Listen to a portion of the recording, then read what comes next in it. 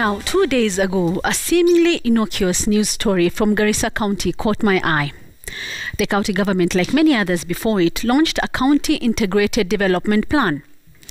It stated that the blueprint was aimed at ensuring adequate public participation in development projects in the country.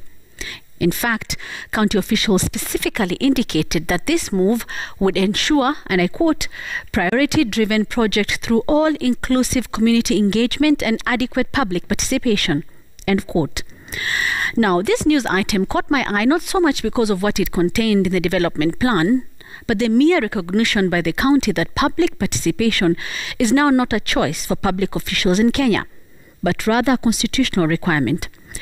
Various chapters and clauses in the Constitution require that public participation be undertaken at all levels of government before officials make official decisions.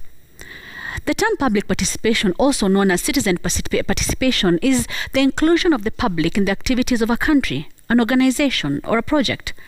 The idea is to ensure that those who are likely to be affected in one way or another by a decision have a right to be involved in arriving at that decision.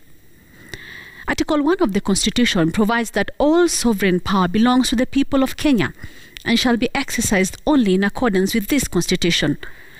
Under Article 10, subsection 2, public participation is listed as part of our national values and principles of governance. Article 118 requires Parliament to facilitate public participation and involvement in the legislative and other business of Parliament and its committees.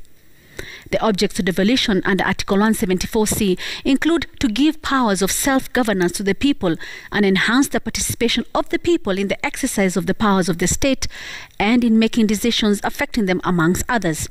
And Article 196(1)(b) requires county assemblies to facilitate public participation and involvement in the legislative and other business of the assembly and its committees. These are just some of the articles which stress the importance of including the citizens' voices in decision-making. However, it is important to point out that public participation is a fairly new process in Kenya, and therefore the process and concept is not so well understood. It is often unstructured when undertaken, and also there is little capacity building on the citizens to enable them engage in the process from an uninformed, structured and meaningful way. In Kenya, however, public participation in a majority of cases is now done out of mere tokenism.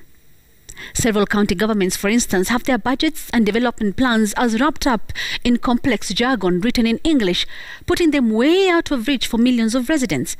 Yet the idea of public participation was never put in our constitution and laws just to make the citizen feel good about themselves.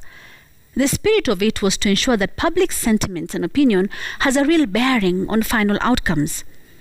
Effective public participation should therefore translate to citizen power, where the citizen is fully engaged and his or her input counts. Where his or her view is not included, it should be made clear why other opinions proved better. This is why the courts have cited lack of public participation as valid grounds to declare an action unconstitutional.